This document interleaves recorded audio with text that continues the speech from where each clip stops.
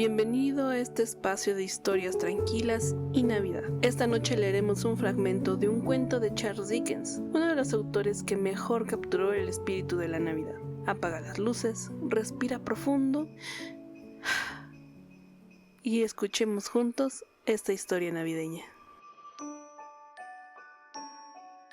Cuando Scrooge despertó, había tal oscuridad que, al mirar desde la cama, apenas pudo distinguir la transparente ventana de los opacos muros de su dormitorio. Estaba esforzándose en traspasar las tinieblas con sus ojos de hurón, cuando el repique de las campanas de una iglesia vecina dio los 4:15, así que estuvo atento a que sonase la hora. Para su mayor sorpresa, las campanadas graves pasaron de las 6 a las 7, de las 7 a las 8, y así regularmente hasta las 12, y entonces se detuvieron. Las 12. Eran más de las 2 cuando él se había ido a la cama. El reloj estaba equivocado. Algún carámbano de hielo debía de haber caído dentro de la maquinaria. Las 12. Tocó el resorte de su reloj de repetición para poner en hora tan absurdo objeto. Sus rápidas y suaves pulsaciones dieron las 12 y luego se detuvo. ¿Cómo? No es posible, se dijo Scrooge, que haya estado durmiendo un día entero hasta bien entrada la noche. No es posible que algo le haya sucedido al sol y que ahora sean las 12 del mediodía. Como la idea era alarmante, saltó de la cama y fue a tientas hasta la ventana. Tuvo que frotar el hielo con la manga de su bata antes de que pudiera ver algo, y aún entonces pudo ver muy poco. Todo lo que alcanzaba a distinguir era que aún había mucha niebla, el tiempo seguía siendo extremadamente frío y que no percibía el ruido de la gente corriendo de un lado para otro y armando un gran bullicio, como indudablemente habría sucedido si la noche, derrotando al luminoso día, hubiera tomado posesión del mundo. Esto le produjo un gran alivio. Scrooge volvió a la cama y pensó,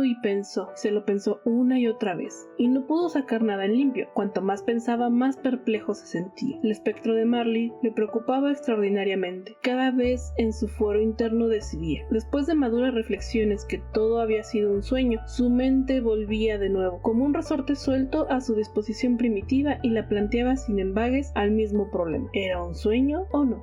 En ese estado permaneció Scrooge hasta que las campanadas de la iglesia dieron los 3/4 más. De pronto recordó que el espectro le había anunciado una visita para cuando el reloj diese la 1. Decidió pues continuar despierto hasta que hubiese pasado la hora, y considerando que le sería tan difícil conciliar el sueño como entrar en el reino de los cielos, esa fue quizás la solución más prudente que pudo adoptar. El cuarto de hora se le hizo tan largo que más de una vez llegó a sospechar que debía de haber caído en un sopor inconsciente y olvidado el reloj. Al fin, este irrumpió en sus atentos oídos. Las 4:30, -1:15, la 1 y nada más. Había hablado antes de que terminara de sonar el reloj, que dio ahora la profunda, hueca, grave, melancólica campanada de la 1. Relampagueó un instante la luz en la habitación. Las cortinas de su cama se descorrieron. Las cortinas de su cama fueron descorridas, os lo aseguro, por una mano. Y no las cortinas que colgaban a sus pies, ni las que estaban en la cabecera, sino aquellas cuales se orientaban a su rostro. Las cortinas de la cama se descorrieron, y Scrooge, sobresaltado, se incorporó a medias y se encontró cara a cara con el visitante inmaterial que las había descorrido, tan cerca de él como yo lo estoy ahora de ti, lector, pues me hallo espiritualmente a tu lado. Era una extraña figura, semejante a la de un niño, aunque más que un niño, parecía un anciano visto a través de algún medio sobrenatural que le diera la apariencia de encontrarse alejado y de haber disminuido hasta adquirir las proporciones de un niño. Sus cabellos, que le caían en torno al cuello y por la espalda, tenían una blancura senil, y sin embargo su rostro carecía de arrugas, y su piel mostraba la más tensa lozanía. Sus brazos eran largos y musculosos, y también sus manos, como si poseyeran un vigor fuera de lo común. Al igual que las extremidades superiores, llevaba al descubierto sus piernas y sus pies, más delicadamente formados. Vestía una túnica de inmaculada blancura y rodeaba su talle un lustroso cinturón cuyo brillo era deslumbrante. Sostenía en su mano una rama fresca de acebo, y en singular contraste con aquel emblema invernal, su túnica estaba adornada con flores veraniegas. Pero lo más extraño era que de la corona que ceñía su cabeza brotaba un radiante y claro chorro de luz que iluminaba todo, y sin duda por eso, en las ocasiones que permanecía permanecía a oscuras, debía de usar a modo de gorro una gran apagavelas que ahora llevaba bajo el brazo. Pero incluso a esta, pensó Scrooge al tiempo que lo examinaba con creciente fijeza, no era su cualidad más extraña, pues así como el cinturón chispeaba y resplandecía iluminado tan pronto a un lugar como otro, lo que en un momento brillaba y al instante se oscurecía, así también fluctuaba la claridad de su propia figura, y ahora era algo con un solo brazo, y luego con una sola pierna, y después con 20 piernas, o con 2 piernas y sin cabeza, o bien una cabeza sin cuerpo, y de esas partes que se desvanecían no quedaba visible ni una silueta en la densa oscuridad que les engullía. Y lo más prodigioso de todo era que la misma figura volvía nuevamente a aparecer tan nítida y clara como antes. ¿Eres el espíritu cuya visita me fue anunciada?, preguntó Scrooge. Lo soy. Su rostro era suave y dulce, singularmente débil, como si en vez de estar cerca de él se hallara a gran distancia. ¿Quién eres y qué eres tú?, siguió preguntando Scrooge. Soy el espíritu de las navidades pasadas.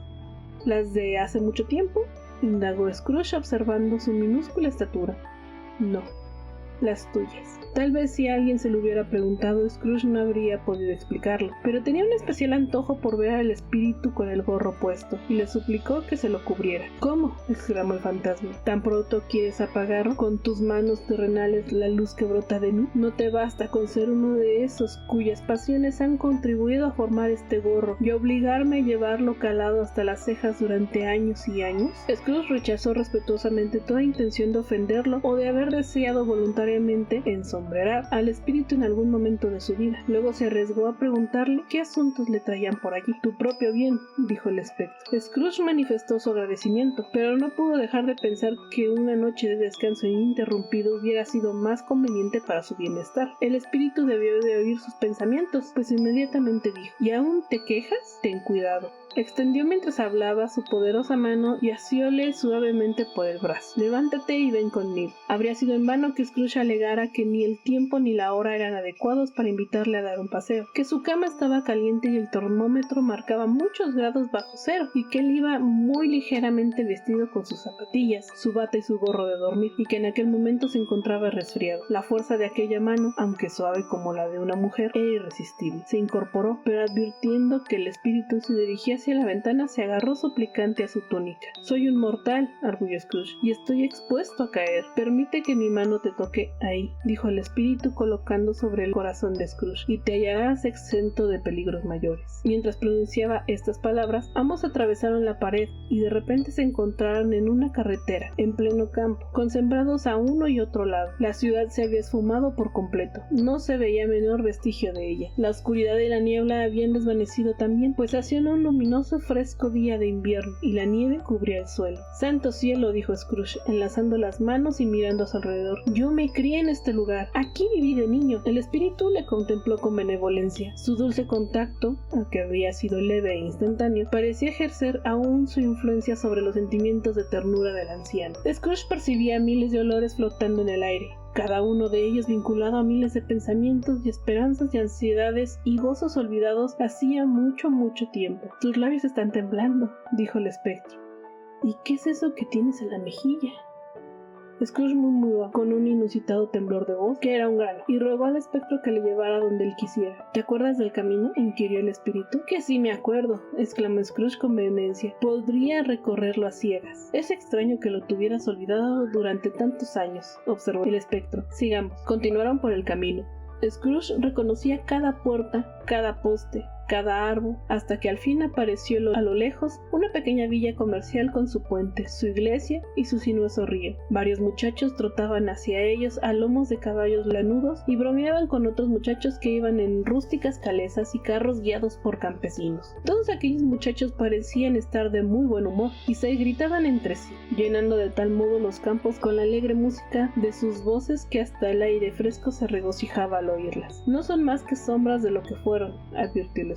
No pueden darse cuenta de nuestra presencia. Los bulliciosos viajeros seguían avanzando, y a medida que se acercaban, Scrooge fue reconociendo a cada uno de ellos por su nombre. ¿Por qué sentía al verlos una alegría sin límites? ¿Por qué mientras pasaban brillaron sus ojos fríos y latió con fuerza su corazón? ¿Por qué le llenó de gozo oír que se deseaban mutuamente unas felices navidades al separarse en los desvíos y encrucijadas, camino de sus casas respectivas? Y, sin embargo, ¿qué eran para Scrooge unas felices navidades?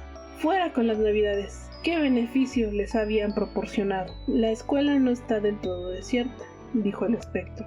Un niño solitario, abandonado por sus compañeros, se encuentra todavía en ella. Scrooge respondió que ya lo sabía y sollozó. Dejaron el camino principal para tomar un sendero que Scrooge recordaba muy bien, y pronto se acercaron a una mansión de oscuro ladrillo rojo, en cuyo tejado había un pequeño campanario en forma de cúpula, coronado por una veleta. Era un gran caserón, pero menos acabado por algún signo adverso, pues las espaciosas dependencias se hallaban en desuso, las paredes estaban húmedas y mohosas, las ventanas rotas y las puertas carcomidas. Las aves de corral cloqueaban y pavoneaban en los establos. Las cocheras y cobertizos estaban invadidos por la hiedra. No había en el interior rastros de su estado primitivo, pues al entrar en el sombrío vestíbulo y echar una ojeada a través de las puertas abiertas de la mayoría de las habitaciones, las encontraron pobremente amuebladas, frías e inmensas. Flotaba en el aire un olor a tierra, y había en aquel lugar una gélida desolación que, de algún modo, le hacía a uno conjeturar que allí se madrugaba demasiado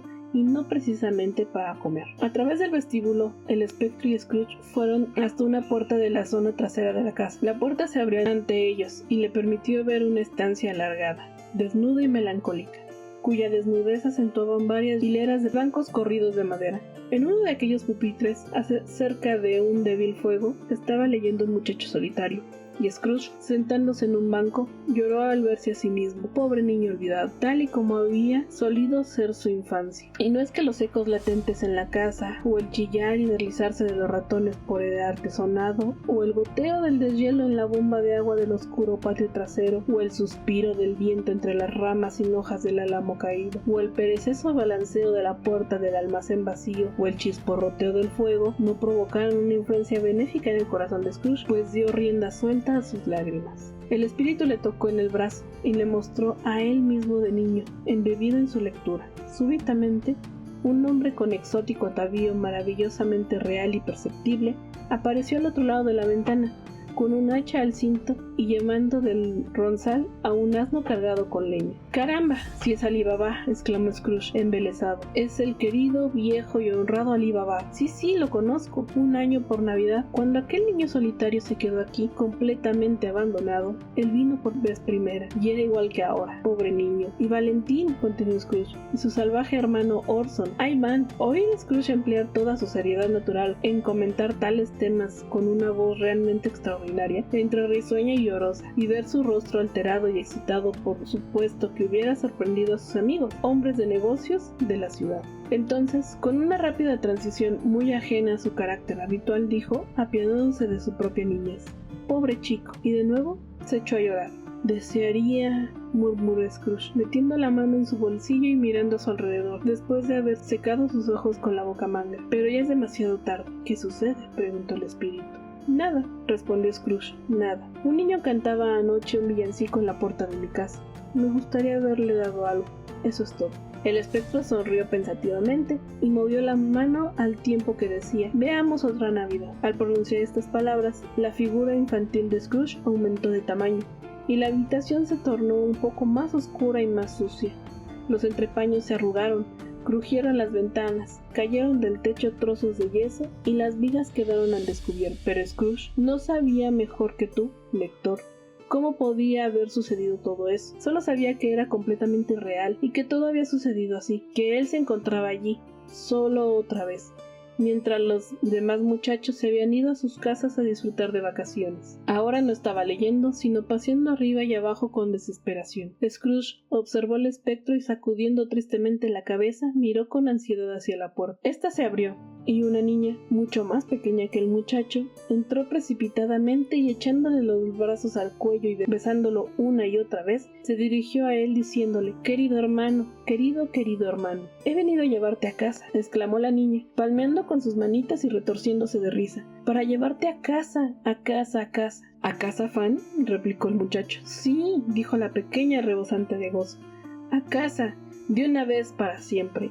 Papá está mucho más amable de lo que solía estar, y nuestra casa es como la gloria. Una bendita noche, cuando me iba a acostar, me habló tan cariñosamente que no tuve miedo de preguntarle una vez más si podías venir a casa. Y dijo que sí, que vinieras y que había enviado un coche a buscarte. Y vas a ser un hombre, prosiguió la niña abriendo mucho los ojos. Y nunca más tendrás que volver aquí. Pero lo que importa es que vamos a pasar juntos todas las navidades. Será la época más feliz de nuestra vida. Eres ya una mujer, mi pequeña Fan, exclamó el muchacho. Ella palmoteó y rió, e intentó alcanzar la cabeza de su hermano, pero era demasiado pequeña, y volvió a reír y se puso de puntillas para abrazarlo. Luego comenzó a tirar de él con vehemencia infantil hacia la puerta, y él se dejó llevar sin oponer resistencia.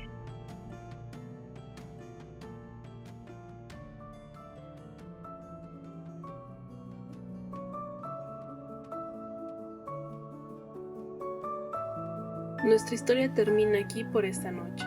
Si aún sigues despierto, respira profundo y relaja tu mente.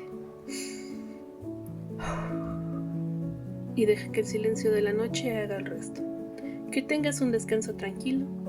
Buenas noches.